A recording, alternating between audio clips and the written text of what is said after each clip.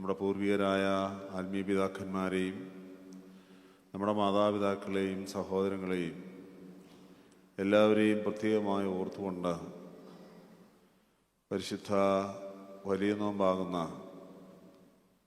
പരിശുദ്ധ സഭയുടെ വിശുദ്ധീകരണ പ്രക്രിയയിലേക്ക് സഭാമക്കളായ നാം പ്രവേശിക്കാൻ ഒരുങ്ങുന്ന സമയങ്ങളാണല്ലോ ഇപ്പോൾ. പുതിയ ഒരു ആരാധന ചക്രത്തിലേക്ക് സഭാമക്കൾ ദിവ്യമായ അനുഭൂതിയോടെ പ്രവേശിക്കുന്ന സമയം. ഇന്ന് വായിച്ച വിശുദ്ധ വേദഭാഗം പരിശുദ്ധനായ ലൂക്കോസിന് സുവിശേഷം 16-ാം അധ്യായത്തിൽ 12 മുതലുള്ള ഭാഗങ്ങളാണ്. 2 യജമാനന്മാരെ നിങ്ങൾ സേവിക്കരുത്, മനുഷ്യരുടെ മുൻപാകെ സ്വയം നീതീകരിക്കുന്നവരാകരുത്, ഇങ്ങനെയൊക്കെയുള്ള ചില പ്രധാന ഉപദേശങ്ങൾ കർത്താവ് ശിഷ്യന്മാർക്കും ജനസമൂഹത്തിനും നൽകുന്ന ഒരു വേദഭാഗമാണ് വായിച്ചത്. പരിശുദ്ധ നോമ്പിൻ്റെ ആദ്യ ആഴ്ചയിൽ തിങ്കൾ മുതലുള്ള ദിവസങ്ങളിൽ നമ്മുടെ കർത്താവ് സ്വീകരിച്ചതായ പരിശോധനകളും പരീക്ഷകളും കർത്താവ് അവയെ എങ്ങനെ അതിജീവിച്ചു എന്നും വളരെ ഭംഗിയായി നമ്മോട് പറയുന്ന വേദവായന ഭാഗങ്ങളാണ് ക്രമീകരിച്ചിരിക്കുന്നത്. നോമ്പിൻ്റെ 1-ാമത്തെ ആഴ്ചയിൽ ഒരു മാറ്റത്തെക്കുറിച്ചാണ് പറയുന്നത്. വെള്ളത്തിൽ നിന്ന് വീഞ്ഞിലേക്ക് രൂപാന്തരത്തെക്കുറിച്ചാണ് പറയുന്നത്. ഇവിടെ സഭാമക്കൾ ഈ പരിശുദ്ധ നോമ്പിലേക്ക് പ്രവേശിക്കുമ്പോൾ പ്രധാനമായും തങ്ങളിൽ രൂപപ്പെടുത്തേണ്ട ഒരു പ്രധാന ചിന്ത, ഞങ്ങളുടെ ശരീരാത്മദേഹികളെ ദൈവസന്നിധിയിൽ സമർപ്പിച്ച് ഒരു വിശുദ്ധീകരണ പ്രക്രിയയിലൂടെ ഞങ്ങൾ ജീവിക്കും എന്നതായിരിക്കണം. പരിശുദ്ധ നോമ്പിലേക്ക് സഭാമക്കൾ പ്രവേശിക്കുമ്പോൾ എല്ലാവരുടെയും മനസ്സിൽ രൂപപ്പെടുത്തേണ്ട ഒരു പ്രധാനപ്പെട്ട ചിന്തയാണ്, ഞങ്ങളൊരു വിശുദ്ധീകരണ പ്രക്രിയയിലേക്ക് പ്രവേശിക്കുകയാണ്. പ്രതിയോഗിയായ പിശാച് അലർന്ന സിംഹം എന്ന പോലെ ആരെ വിഴുങ്ങേണ്ടു എന്ന് പറഞ്ഞ് ചുറ്റി നടക്കുന്നു എന്ന് ഞങ്ങൾക്ക് വളരെ വ്യക്തമായി മനസ്സിലാകുന്നുണ്ട്. പക്ഷേ ആ പ്രതിയോഗിയെ കർത്താവ് എങ്ങനെയാണോ തോൽപ്പിച്ചത് അതുപോലെ തോൽപ്പിക്കുവാൻ ഈ വിശുദ്ധീകരണ പ്രക്രിയയിലൂടെ ഞങ്ങൾക്ക് ഇടയാകണം എന്നുള്ളത് നാം നമ്മുടെ മനസ്സിൽ രൂപപ്പെടുത്തേണ്ട ഒരു വലിയ ചിന്തയായിരിക്കണം. പരിശുദ്ധ നോമ്പ് നമ്മെ സംബന്ധിച്ചിടത്തോളം നമ്മുടെ ആത്മാവിൻ്റെ ഉത്സവമാണ്. പിതാക്കന്മാർ നോമ്പിനെ കുറിച്ച് വളരെ ശക്തമായി പറയുന്നത് fasting is the feasting of the soul എന്നാണ്. ഉപവാസം, നോമ്പ് എന്നിവ ആത്മാവിൻ്റെ ഉത്സവമാകുന്നു എന്നുള്ളതാണ് അവർ പറയുന്നത്. നമ്മുടെ ശരീരത്തിനെ നാം വളരെ കൃത്യമായി അതിൻ്റെ താളത്തിൽ നിർത്തിക്കൊണ്ട് തന്നെ ആത്മാവിനെ ഉദ്ദീപിപ്പിക്കുവാനും പരിശുദ്ധ ആത്മാവിൻ്റെ കൃപയിൽ നിറയുവാനും നമ്മെ വിളിക്കുന്ന ദിവസങ്ങളാണ് നോമ്പ് കാലം എന്ന് ഓർക്കണം. 2 യജമാനന്മാർ നമുക്ക് ഉണ്ടാകാൻ പാടില്ല എന്നും സ്വയം നീതീകരിക്കുന്നവരായി നാം ജീവിക്കാൻ അനുവദിക്കുന്നില്ല എന്നും നമ്മെ ഓർമ്മപ്പെടുത്തുന്ന ദിനങ്ങളാണ് ഇനിയുള്ളത്. കർത്താവിൻ്റെ ന്യായപ്രമാണത്തിൽ പറഞ്ഞിരിക്കുന്ന ഒരക്ഷരം പോലും അഞ്ഞുപോകാതെ അവയിൽ ഉറച്ചു നിന്ന് ദൈവത്തെ മാത്രം ആരാധിക്കുന്ന ദൈവമക്കളായി സാത്താനോട് പോരാടി നിൽക്കുന്നവരായി നാം മാറുക എന്നതാണ് ഇവിടുത്തെ പ്രധാനപ്പെട്ട വിഷയം. നമുക്കെല്ലാവർക്കും അറിയാം, നമ്മുടെ കർത്താവ് 40 ദിവസം നോമ്പ് നോറ്റു, ആകൽ കർസായി ജയിച്ചു എന്നാണ് പറയുന്നത്. അതാണ് പരിശുദ്ധനായ മത്തായിയുടെ സുവിശേഷം 4-ാം അധ്യായത്തിലും ലൂക്കോസിന്റെ 4-ാം അധ്യായത്തിലും ഒക്കെ രേഖപ്പെടുത്തിയിരിക്കുന്നത്. ജഡമോഹം, കൺമോഹം, ജീവനത്തിൻ്റെ പ്രതാപം, ഇതിന് മൂന്നിനെയും അതിജീവിക്കുവാനായി നമുക്ക് സാധ്യമാകുമ്പോഴാണ് നാം വിജയിക്കുന്നത് എന്നത് വളരെ വ്യക്തമാണ്. ക്രിസ്ത്യാനികൾ പോരാടി വിജയിക്കേണ്ടവരാണ്.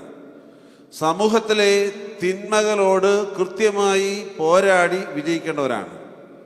നാം ഇന്ന് ജീവിക്കുന്ന കാലഘട്ടം എന്ന് പറയുന്നത് ഒരു പ്രത്യേക യുഗത്തിലാണ് നാം ജീവിക്കുന്നത്.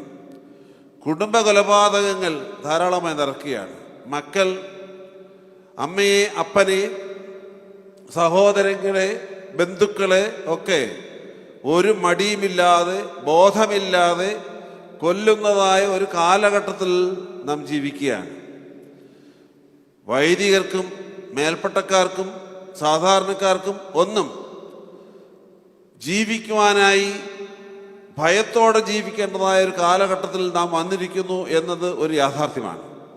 സാധാന്യ ആരാധനയും ലഹരി വസ്തുക്കളുടെ പിന്നാലെയുള്ള ഓട്ടവും ഇന്ന് കൂടിയിരിക്കുകയാണ്. ഇവിടെ ഇരിക്കുന്ന മാതാപിതാക്കൾ വളരെ ഗൗരവത്തോടെ ചിന്തിക്കേണ്ട വിഷയമാണ്. നമ്മുടെ കുഞ്ഞുങ്ങളെ വ്യക്തമായി നാം തന്നെ പരിശോധിക്കണം. വേറെ ആരെ കൊണ്ട് പരിശോധിച്ചാലും ശരിയാകുകയില്ല. അവരുടെ ആറ്റിറ്റ്യൂഡിൽ, അവരുടെ സ്വഭാവങ്ങളിൽ എന്തെങ്കിലും മാറ്റങ്ങൾ പെട്ടെന്ന് ദൃശ്യമായി നമുക്ക് തോന്നുന്നുവെങ്കിൽ അവിടെ എന്തോ കുഴപ്പമുണ്ട് എന്ന് മനസ്സിലാക്കുവാനുള്ളതായ ബോധ്യം മാതാപിതാക്കൾ എന്ന നിലയ്ക്ക് നമുക്കുണ്ടാകണം. വേറെ ആരും അവരോട് കൂടുതൽ അടുത്ത് നിൽക്കുന്നവരല്ലല്ലോ. നാമാണ് നമ്മുടെ കുഞ്ഞുങ്ങളെ വ്യക്തമായ ആത്മശോധനയിൽ വളർത്തേണ്ടവർ എന്ന ചിന്ത നമുക്കുണ്ടാകണം. അങ്ങനെയാണെങ്കിൽ മാത്രമേ നാം ഇന്ന് നമ്മുടെ സമൂഹത്തിൽ കാണുന്നതായ കുടുംബ കൊലപാതകങ്ങളിൽ നിന്നും ബന്ധുജന കൊലപാതകങ്ങളിൽ നിന്നും ഒക്കെ രക്ഷപ്പെട്ട് പോകുവാനായിട്ട് ഒക്കുകയില്ല. ഒരു കുടുംബത്തിൽ എങ്ങനെയാണ് ഇപ്പോൾ ഉറങ്ങുന്നത്, എങ്ങനെയാണ് വിശ്വാസത്തോടെ ജീവിക്കുന്നത് എന്നത് ഒരു ചോദ്യചിഹ്നമായി മാറിയിരിക്കുന്ന ഒരു കാലഘട്ടമാകുന്നു. അതുകൊണ്ട് ഈ പരിശുദ്ധ നോമ്പിൻ്റെ കാലഘട്ടത്തിൽ വളരെ ഗൗരവത്തോട് നാം നമ്മെ ഒന്ന് നോക്കുകയും നമ്മുടെ കുടുംബജീവിതം കൃത്യമായി പരിശോധനയ്ക്ക് വിധേയമാക്കി പുതുക്കത്തിൻ്റെ ആത്മാവിനെ കൊണ്ടുവരികയും വേണം. ഈ പ്രാർത്ഥനകൾ ഒരുപാട് ഉണ്ട് നമ്മുടെ നാട്ടിലിപ്പം. ഒരുപാട് പ്രാർത്ഥനയാണ്. പ്രത്യേകിച്ച് നോമ്പ് അങ്ങോട്ട് തുടങ്ങിക്കഴിഞ്ഞാൽ ഇങ്ങനെ യോഗങ്ങൾ ധാരാളമാണ്. ഒരുപാട് പ്രാർത്ഥന യോഗങ്ങൾ ഇങ്ങനെ കുമ്മുകൂടി വരികയാണ്. പക്ഷേ നഷ്ടമാകുന്ന ഒന്നുണ്ട്. വീട്ടുകളിലെ പ്രാർത്ഥന, കുടുംബങ്ങളിലെ പ്രാർത്ഥന, മാതാപിതാക്കളും മക്കളും ഒരുമിച്ചിരുന്നുകൊണ്ട് ദൈവത്തെ വിളിക്കുന്ന പൗരാണിക പാരമ്പര്യ പ്രാർത്ഥനകൾ നമുക്കില്ലാതെ പോകുന്നു എന്നതൊരു യാഥാർത്ഥ്യമാണ്. എല്ലാ ദിവസവും ഓരോ കരയോഗങ്ങളിൽ വെച്ച് പ്രാർത്ഥന നടത്തി കഴിഞ്ഞാൽ പിന്നെ വീട്ടിലാരാണ് പ്രാർത്ഥിക്കുന്നത് എന്നതിനെക്കുറിച്ച് ഗൗരവത്തോടെ ചിന്തിക്കണം എന്നുള്ളതാണ് ബലഹീന എനിക്ക് പറയുന്നത്. കരയോഗങ്ങളുടെ പ്രാർത്ഥന വേണ്ട എന്നല്ല ഞാനീ പറയുന്നത്, അത് വേണം.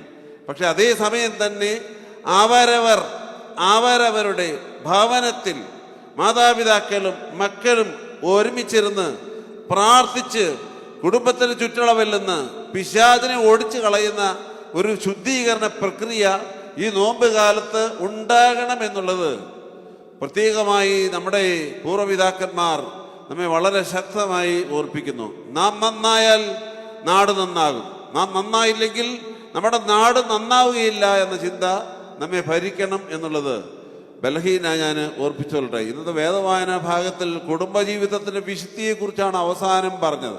ഭാര്യാഭർത്താക്കന്മാരും അവർ തമ്മിലുള്ള പരസ്പര ബന്ധവും മറ്റുള്ളവരോടുള്ള അവരുടെ ബന്ധവും ഒക്കെ എങ്ങനെ ആയിരിക്കണം എന്നതാണ് ഇന്ന് വായിച്ച വേദവായന ഭാഗത്തിൻ്റെ അവസാനം പറഞ്ഞത്. 10 കൽപ്പനകളിൽ പറഞ്ഞിരിക്കുന്ന എല്ലാ കൽപ്പനകളും നമുക്ക് പാലിക്കുവാനുള്ളതാണ്. അതുകൊണ്ടാണ് പറഞ്ഞത് ന്യായപ്രമാണത്തിൽ എഴുതിയിരിക്കുന്നതിൻ്റെ ഒരു പുള്ളി പോലും മാറ്റാതെ പാലിക്കണമെന്ന് നമ്മുടെ പിതാക്കന്മാർ വിശുദ്ധ വേദപുസ്തകാടിസ്ഥാനത്തിൽ നമ്മോട് പറയുന്നത്. പരിശുദ്ധ നോമ്പിലേക്ക് പ്രവേശിക്കുന്നതിന് മുമ്പ് പരിമല പുണ്യവാന്റെ കബറിടമുള്ള പുണ്യദേവാലയത്തിൽ വന്ന് നാം ഈ ആരാധനയിൽ സംബന്ധിക്കുമ്പോൾ നമുക്ക് അത്യാവശ്യം വേണ്ടതായ ഒരു തീരുമാനം ഉണ്ടാകണം. അത് വേറൊന്നുമല്ല, ഞാൻ നന്നാകണം എന്ന തീരുമാനമായിരിക്കണം. ഞാൻ നന്നാകണം, എൻ്റെ കുടുംബത്തിൽ വിശുദ്ധി ഉണ്ടാകണമെന്ന ഒരു തീരുമാനമായിരിക്കണം. മറ്റുള്ളവരുടെ വിശുദ്ധിയെക്കുറിച്ച് ചിന്തിക്കുന്നതിന് മുമ്പ് സ്വയവിശുദ്ധിയെക്കുറിച്ച് ചിന്തിച്ച് മുന്നോട്ട് പോകാനായിട്ട് നമുക്ക് ഇടയാകണം. സർവേശ്വരൻ നമ്മെ എല്ലാവരെയും വാഴ്ത്തി അനുഗ്രഹിക്കട്ടെ.